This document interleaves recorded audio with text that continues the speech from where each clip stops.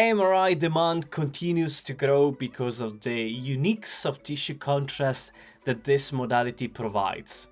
In clinical practice, we know it, MRI is a critical tool for diagnosing a wide range of pathologies, including those that even affect very small anatomical structures.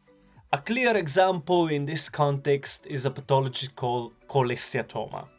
A cholesteatoma is a benign but locally aggressive collection of keratinized squamous debris that becomes trapped within the middle ear, within the mastoid process, or even the petrous apex of the temporal bone. This can lead to a number of severe complications, including conductive or a sensory neural hearing loss, vertigo, or even facial nerve paralysis, which makes early detection really important.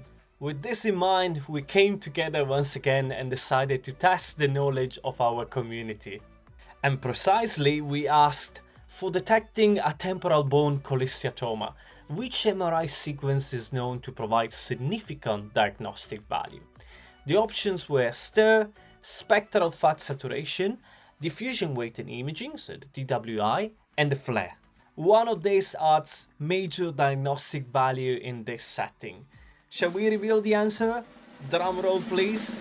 So the answer is diffusion weighted imaging, the DWI, and this is mainly driven by two factors: quantitative specificity and technical optimization.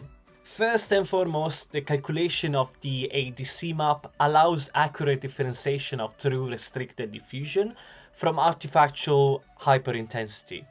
This confirms cholesteatoma with a certain level of reliability when compared with non-cholesteatomatous tissues. At the same time, the temporal bone is a very complex anatomical region, so we rely on non-ecoplanar DWI techniques in order to minimize susceptibility artifacts in the skull base.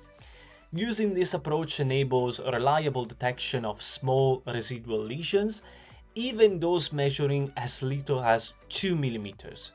So just to put it in a nutshell, we can definitely say that in this clinical setting, the consistently high sensitivity and near perfect specificity of DWI have established MRI as a primary tool for cholesteatoma detection, but also long-term surveillance.